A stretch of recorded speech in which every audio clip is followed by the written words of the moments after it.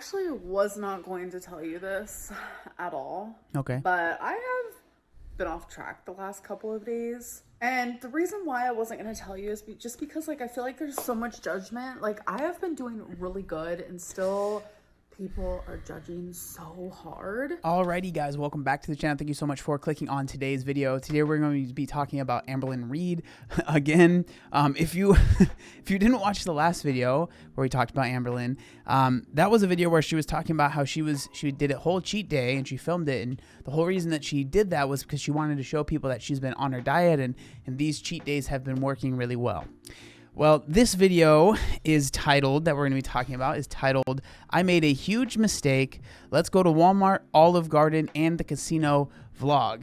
Now, in this video, it's basically back to the things that we expect, talking about how she's been struggling on her diet and she actually hasn't been sticking to it that well. We're not going to be watching most of this video because a lot of it's just unnecessary in my opinion, but there's this clip where she's at Olive Garden, as you guys can see right there. She was kind of like, it was like really awkward because she's like filming herself and then it seems like the server comes up and she just like knocks the I understand being like feeling awkward, but so she's at Olive Garden and she's kind of filming all of this food that she ends up eating, right? And then she ends up going to Walmart or whatever. Again, we're not going to watch all of this stuff. I don't think it's necessary. But then this clip right here is her basically at the casino with her mom, just talking about whatever, like, oh, I'm at the casino, woohoo, woohoo.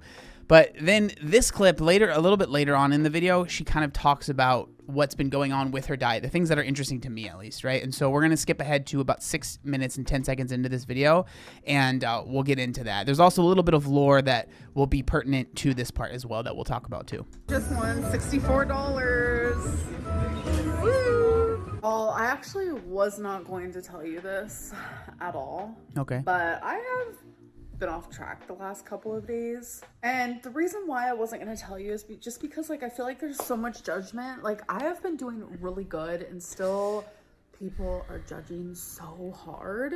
I have lost. So like, yes, that's probably happening, like people are judging, but you have to understand, like, this is the content that you're making and the audience that you have built to an extent, right? Like, you are the person that is consistently I just don't understand, because you constantly talk about how you don't want to be a weight loss channel, or, you know, this channel isn't a weight loss channel. Yeah, I started it as that, but now I don't want it to be that. But then it's like, this is constantly what you're talking about, right? You're doing cheat days and you're talking about your diets that you're on. And so you're constantly updating people about it all the time. And so of course they're going to be curious about that. And then if you're kind of always talking about how, like, oh, I'm on track now, and these are the things that I'm doing that are on track, and then you're kind of slipping back, like, of course those are the things that people are going to bring up. So, like, the way I see it is, like, if you don't want this kind of commentary or people talking about this stuff, literally just don't talk about it, right? But I think the issue is, and I think that most people can see this, and I don't even judge you for this because I get it, it's YouTube, but you understand that, like, if you don't talk about your weight and if you tried to completely separate your weight from your channel, you're going to be getting less views. Like, we know that the videos that you make where you're talking about a cheat day, or you're talking about food, or you're talking about your weight, or how you've been struggling, or whatever, you put your weight in the thumbnail, in the title, those ones do better, more revenue for you. So it's like, you know that it's connected. And so it's like, at the end of the day, I think it's like, you have to take the good with the bad. The good is that you're getting a lot of ad revenue talking about your weight, but the bad is that you're going to be getting a lot of people along with that ad revenue talking about your weight. And if it's something you truly don't want anymore, you do have the capacity to stop talking about it and not bring it up anymore, right? But it's not something that seems to be happening. A good chunk of weight, in my opinion. My body feels that way, like my brain feels that way, my soul feels that way. Like, I feel like it's been a really good, sorry, there's like lint, cat hair and everything else. Anyways, I feel like I've lost a really good amount of weight each month so far in 2024. When I said, you know, I'm gonna get on track, I'm gonna do this thing, I said I wanted to lose 100 pounds this year, and so far, like, I am on the path to doing so. Even though I've been doing really good, it's just like, still there's so much judgment, and it's making it like hard for me to want to like vocalize moments like this where I feel vulnerable and I know that I have done not the greatest, and I kind of just want to talk about it and be open about it. But it's like, I just don't, like, if it truly does affect you, maybe people probably disagree with me here, But like, you don't, in my opinion, like, you can choose what you share and you can choose what you don't share. And I personally, like, I can understand this mindset coming from someone that maybe has lost a lot of weight, where people maybe think they're doing well all the time and they never struggle. But, and I mean this in the nicest way possible, like, no one is thinking that about you, Amberlynn. Like, people know that you're struggling with food. We understand that. And so, again, like, maybe people would disagree that, oh, you should share everything. But I don't, like, if it really does affect you, right? If it really does affect you when people talk about your slip-ups or whatever and they're negative about it, then don't bring it up, because the majority of people that are watching know that you're struggling. So this isn't like information that they're like, oh, really?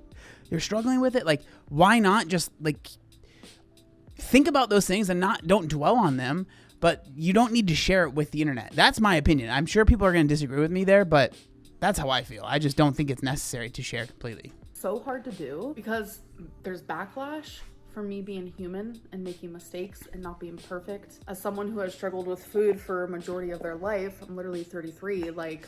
So the backlash isn't just from you being, like, human and struggling. I think that that's part of, like, you know, that might be part of it, but I think some of the backlash is that it feels like you don't listen to a lot of the information that people are trying to give you that could be good information. So one of those things is we're going to be going back. This is a week ago, right? This was posted 7 days ago. And she does this whole Trader Joe's haul, right? And so in this video, she kind of goes over all of these different foods that she got at Trader Joe's. We're not going to go over the whole thing. But like, it's like this whole haul, right? She goes over the whole haul, and a lot of the comments, a lot of the top comments in this video were people saying like, hey, this is probably not like this type of food, because a lot of it was very much so processed, like pre-cooked, pre-packaged food. Like, maybe this isn't the best food to have in your, in your house as someone that's trying to lose weight, someone that's a self-proclaimed food addict. It's like people giving you advice because they care, right? And then that advice is just completely disregarded, and it's almost like, oh, these people are just haters and they just don't want to see me succeed, right? And so the reason I bring that up is because it does, it will make sense later in this video, okay? It's gonna happen. Like, I'm gonna be making mistakes. I know what triggered that. It was definitely my trip to Trader Joe's, because when I go there, I get a lot of like processed foods. So don't go there anymore. That's my advice. Like, don't go there anymore. And I'm not saying that to be a jerk, but one of the most important things when it comes to losing weight is finding out the things that do not work for you and stop. You have to stop doing those things. I think, Amberlynn, what you're struggling with here and what it feels like to me is like what I see here is someone that is trying to implement strategies for someone that is a lot further along in their weight loss. A lot of the strategies you employ that you talked about in the last video we talked about are things that I do myself. But they're not things that I did when I first lost the weight, because there was no way I had that control over food. And so like, there are certain strategies that you are doing that I will do myself, right? Allowing myself to have a treat, allowing myself not like completely cutting out all the foods I enjoy. But those are things that I do now. And I don't think I would have been able to do those at the beginning of my journey, right? You have talked about how you're a food addict. You've talked about how you had binge eating disorder, and then you said you didn't have it. And I don't know where you're sitting with that now. But like, these are issues that take a while to work through, and it feels like you want to go from, oh, I'm someone that struggles with this, to, oh, now I have the exact tools that I'll do for the rest of my life. I think that these things that you're working through with weight loss, and this is for anyone listening, your journey is going to change over time. So the things that you're eating, or the way that you're eating when you first start your weight loss journey, is going to be a specific way, and that thing it's going to change over time, and that's fine, right? Like, that's okay, and you shouldn't feel like you need to go from 0 to 100. And it feels like that's kind of where you're sitting at when you're talking about these diets and stuff. It was definitely out of like my routine, the things that I have been buying for myself. Like, it wasn't like part of the routine that I've been having. Like, I have been eating a lot of the same foods every single day, and that's truly helped me so much stay on track. So then when I had all these new foods in my home, especially processed ones and ones that like just make me feel a little too good, like sometimes foods like give me a high. If you guys suffer with a food addiction or you're an emotional eater, then you guys understand that. And I really want to try to stay away from foods that like give me that feeling. And sucks to say, Trader Joe's is not for me. So again, this is where people get frustrated, because in the last video you're talking about how this has been working so great for you, allowing yourself to have foods that normally you wouldn't. And then literally, like, I think this might be the next video you uploaded, or maybe 2 videos after, you're talking about how that doesn't work for you and it's actually not working. So it's like, it just feels like there's never a cohesive strategy or plan. It feels like it just changes with the wind. It changes with how you're feeling. That's where people get like frustrated. And you can argue whether or not they should get frustrated because it's not their life. But when they've been invested and they've spent a lot of time, and frankly, they've helped pay your bills, right, through AdSense and stuff like that, like, I can understand people being like, bro, like, just, you know, there's so many things that you could do that would be better than the way that you're doing things now.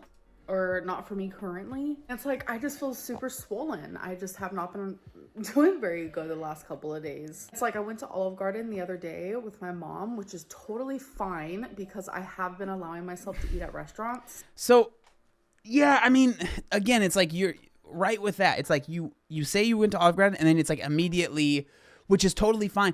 Again, that is fine at some point, but like, I think at the beginning of a weight loss journey, when you're trying to get things together, maybe it's not the best idea. Like, really, it really probably is not the best idea to go to Olive Garden with all of that food that you had in front of you. And it just doesn't make sense. It just doesn't make sense. It's like you're trying to implement these things that are, they are goals that you should have. Okay. And they are things that you should work towards, but you shouldn't expect to be able to go from, oh, I'm someone that has a food addiction that eats everything I want, to, oh, I can eat Olive Garden every once in a while. That is a journey that you need to go on. You can't just go from A to Z, right? You have to go through the rest of the alphabet as well.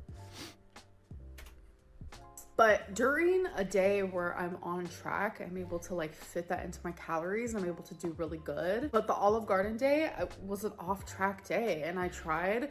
I woke up, I said, you know what, back to counting my calories. And Olive Garden was my first meal, and I was like, okay, I got this. And then like, I was tracking my food while I was there, I was fine. But then later at night, I overate. I don't expect myself to be perfect. I definitely don't at all. Never have been, never will be. But coming on here and admitting this is really hard, because I know what people are gonna say. They're gonna say that I've given up, which I haven't. They're gonna say they've expected this, which, okay, fine. I try really hard to film for the people who are like genuinely here to like watch me. So, okay, I wouldn't say that you've given up. I don't necessarily believe that. I think that anyone can be successful, but it's just frustrating when it does feel like people are trying to give you genuine advice that seems to be pushed aside completely.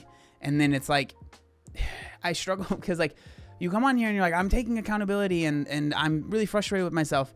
But then anytime that anyone maybe gives advice or says, hey, maybe don't do this, they're labeled as like a hater or someone that's just doesn't care and they're just trying to be mean. It's like, there can be people that are giving genuine advice that can get frustrated, right? Over time, feeling like this person says they want to be very real and open and honest, but then when someone says, hey, this is what maybe instead of doing that, try this, and then they're automatically labeled like a hater or something like that. It can be very frustrating. But right now in the back of my brain, I have a lot of like the rude bullying and harassing, just like beating at me in there. And I don't like it. I don't like the way it makes me feel. Like, I want to be more vulnerable with you guys, and I want to open up with you guys like I used to. Like, so many people reach out to me and they say they miss that side of me. But whenever I do it, it's just, I feel like another wall gets added right in front of the wall that was already up, because people are just like too harsh. So I don't even disagree with that. Like, again, like, I'm sitting here, you do not have to share everything. You don't. And I don't think it's normal for people to share this much. But again, at the end of the day, you do choose to do that. You do choose to share. And so, of course, people are going to have something to say. The only way to stop this truly of people getting an insight into your life is to no longer share it. Right? Because you can't expect people to just stop talking about it or the comments to stop. Because if the comments stop, that means the views are stopping. Then what's the point of even filming anymore, right? And so it's like, it really feels like you're trying to have your cake and eat it too here. And you have to understand, like, if you're going to share this information and you voluntarily, right? No one is forcing you to do this. You voluntarily came on here and said, oh, I messed up again. And then you're like, I can't believe people are upset with me. Or I can't believe people are like, oh, here we go again. Because, like, really think about it. Like, take yourself out of the situation, bird's eye view, look down on the situation.